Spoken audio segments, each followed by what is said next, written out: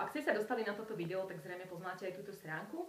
Možno ste si na nej prečítali na blogu niektoré články, kde sa zaoberám vecami, ktoré sú mi blízke alebo ktoré ma momentálne trápia, ktoré prežívam.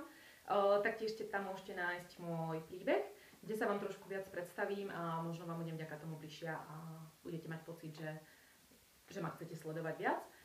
Taktiež tam máte 2 e-booky, ktoré si môžete stiahnuť zadarmo. Jeden je, ako vlastne vďaka 6 krokom, ktoré opisujem, môžete nájsť svoje šťastie, ako ho môžete udržať.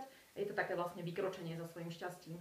Druhý e-book, ktorý je tam pridaný iba teraz nedávno, sú to vlastne citáty, ktoré ja mám rada s rôznymi fotografiami.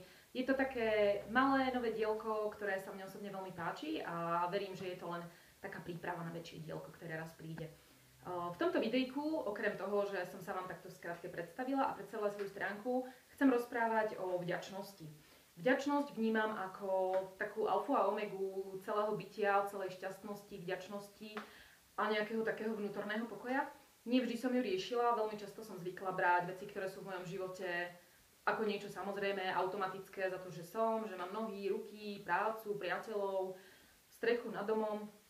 Prišlo mi to úplne automatické, ale keď som sa začala zaoberať, či to nazvať duchovnom alebo prácou na sebe, každý si to môže pomenovať ako chce, tak som zistila, že vlastne, keď precítim vďačnosť, tak naozaj za aj veci, ktoré sú zdanlivo úplne automatické v mojom živote, že som vďaka tomu tak nejak upokojená, mám pocit, že som naozaj vďačná a spokojná a snáď aj šťastnejšia.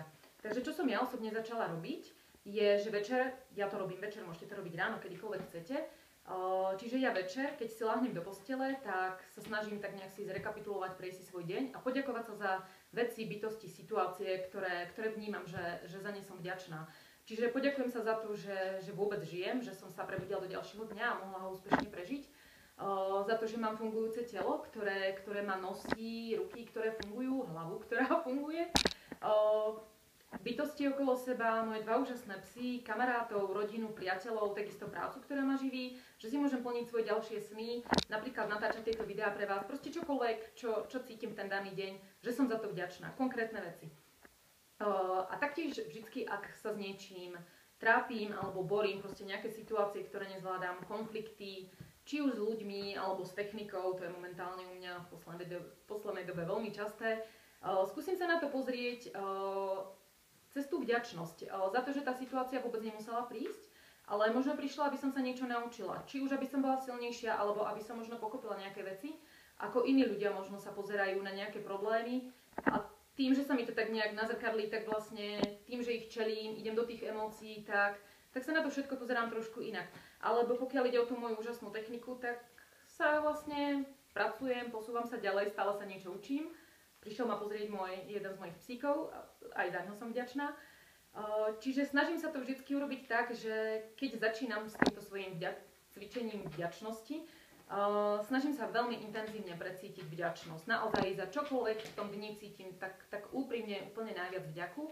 Až mám pocit, že mi horí celé vnútro, že srdiečko mi ako keby rastie, vibruje v mojom vnútri a že som tak naozaj vďačná až šťastná a že som toho úplne plná.